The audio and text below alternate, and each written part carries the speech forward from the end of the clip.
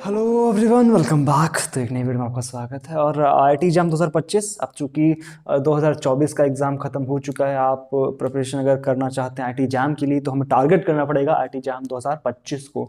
और अगर आप इस फील्ड में नए हैं, मतलब आपको ज़्यादा जानकारी नहीं है आईआईटी जैम कैसे क्या होता है और कैसे क्या हमें आगे से प्रिपरेशन करनी है, तो थोड़ा सा मैं आज आपके लिए कुछ लेकर के आया हूँ। बेसिकली आईआईटी जैम 2025 के लिए हम क्या क्या करने वाले हैं इसके बारे में थोड़ी सी बात करेंगे। सिलेबस क्या क्या है इसकी बात करेंगे, कैसे एग्जाम पैटर्न, थोड़ी थोड़ी सी बातें हल्की फुल्की आपको ओवरव्यू देते हुए भी चलूंगा।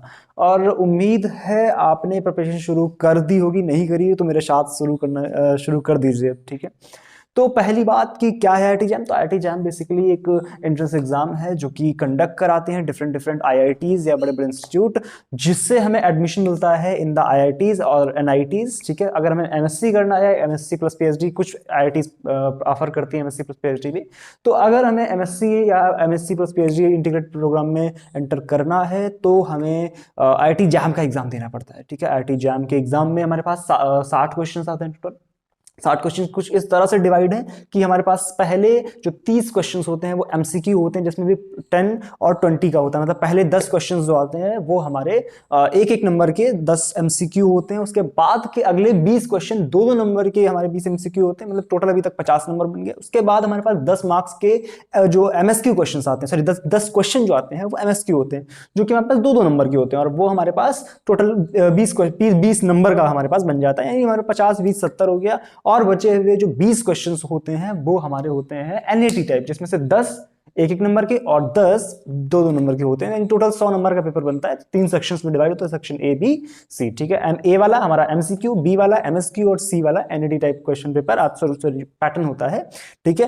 तो अब दूसरी बात, क्या क्या सिलेबस होता है। अगर आईआईटी जैम फिजिक्स के लिए प्रिपेयर कर रहे हैं तो हमारे पास 7 मेजर टॉपिक्स होते हैं, ठीक है। 7 मेजर टॉपिक्स जो आते हैं उसमें से हमारे पास मैथमेटिकल मेथड्स, उसके बाद हमारे पास जो mechanics and general properties of matter, इसके बाद ऑसिलेशन वेव ऑप्टिक्स, इसके बाद इलेक्ट्रोमैग्नेटिक थ्योरी, इसके बाद हमारे पास थर्मोडायनेमिक्स और स्टैटिस्टिकल मैकेनिक्स, और हमारे पास मॉडर्न फिजिक्स अगला टॉपिक, और लास्ट टॉपिक होता है हमारे पास सॉलिड स्टेट फिजिक्स और इलेक्ट्रॉनिक्स। तो ये कुछ मेजर मेजर बातें हैं जो हमें याद रखनी है। और साथ ही हम किस तरह से प्रिपेयर करने वाले हैं, तो चूंकि हमारे पास पूरा का पूरा भी एक साल पड़ा हुआ है, तो इस पूरे एक साल को हमें यूटिलाइज करना है। और एक देखो, सिलेबस आईआईटी जैम का जो है वो इतना है कि आप 7 से 8 महीने में बहुत आराम से इसको कवर कर सकते हो। 7 से 8 महीने का सिलेबस होता है। चूंकि हमारे पास अभी 10-11 महीने लगभग बचे हुए, आराम से 10-11 महीने तो आप मान के चल सकते हो। चूंकि अभी आईआईटी जैम का एग्जाम हुआ है तो आप 11 महीने से ज्यादा का टाइम मान के चल सकते हो। तो हमें इतने टाइम में पूरा का पूरा सिलेबस कंप्लीट करना है।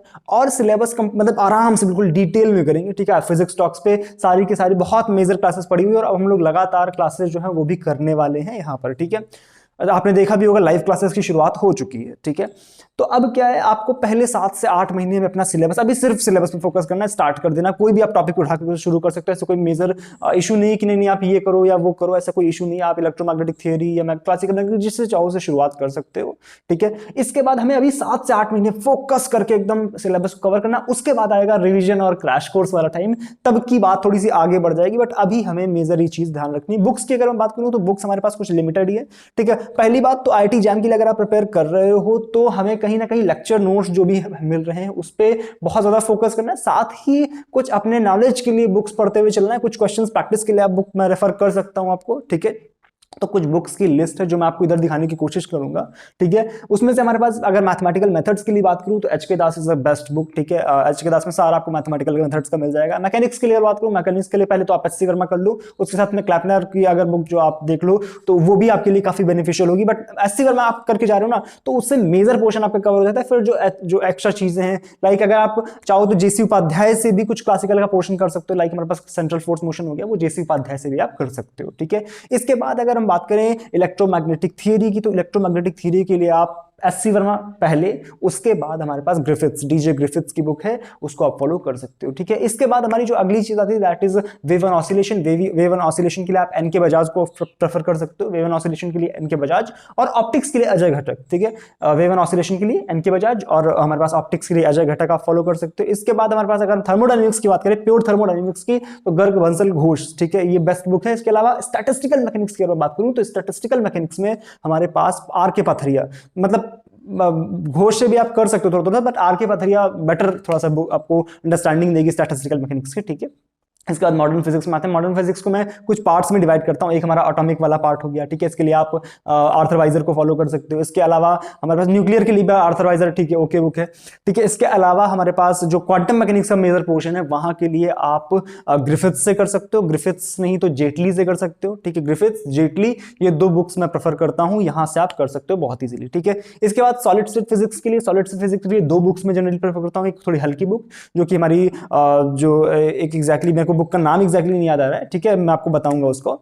और बट जो मेन बुक है हमारी जो सॉलिड स्टेट फिजिक्स के लिए, दैट इज किटल। किटल को आप प्रेफर करो, बढ़िया बुक है, इसमें आपको क्वेश्चंस भी मिल जाएंगे, ठीक है। तो kettle is best for solid state physics, ठीक है। इसके अलावा इलेक्ट्रॉनिक्स, इलेक्ट्रॉनिक्स के लिए आप बॉयलस्टैट फॉलो कर सकते हो। आप वीके मेहता की भी एक बुक आती है, ठीक है, उसके वो मैं इतना प्रेफर नहीं करता हूं, बट बॉयलस्टैट में क्या है, बहुत बेहतरीन क्वेश्चंस आपको मिल जाते हैं, तो प्रैक्टिस वगैरह भी बहुत बढ़िया वहां से हो सकती है। तो आई होप मेरी बातें आपको समझ आ गई होंगी। कोई डाउट फिर भी रहा हो तो आप नीचे कमेंट सेक्शन में आकर के पूछ सकते हो। और भी कोई दिक्कत हो, आप टेलीग्राम ग्रुप, अगर आप नए हो इस फील्ड में तो टेलीग्राम ग्रुप बना हुआ है, वहां को जाकर के ज्वाइन करो, ठीक है। धीरे धीरे रूटीन में आने की कोशिश करो। रूटीन बनाने के लिए टेलीग्राम ग्रुप बना हुआ है, वहां पर मैं डेली क्लासेस का आपको जो नोटिफिकेशन है वो दे देता हूं फटाफट से। और अगर आपको नोटिफिकेशन यहीं पर चाहिए तो आप सब्सक्राइब करके एक नोटिफिकेशन घंटी है उसको दबा सकते हो, वीडियो को लाइक जरूर कर दिया करो। क्लियर है यहां तक बातें? तो ये मेन बातें होगी, मेजर बातें होगी, कैसे हमें आगे प्रोसीड करना है, क्या सिलेबस है, क्या बुक्स हैं, क्या पैटर्न होता है और कैसे हमें आगे चलना है। आई होप चीजें क्लियर हो चुकी हैं, ठीक है। तो अगर बात क्लियर हो गई तो अभी के अभी कमेंट सेक्शन में अपना जो भी वैल्यूएबल थॉट है, वैल्यूएबल कमेंट है, वो आप डाल सकते हो आकर के, ठीक है। चलो मिलते हैं नेक्स्ट वीडियो में, तब तक के लिए thank you so much, bye bye.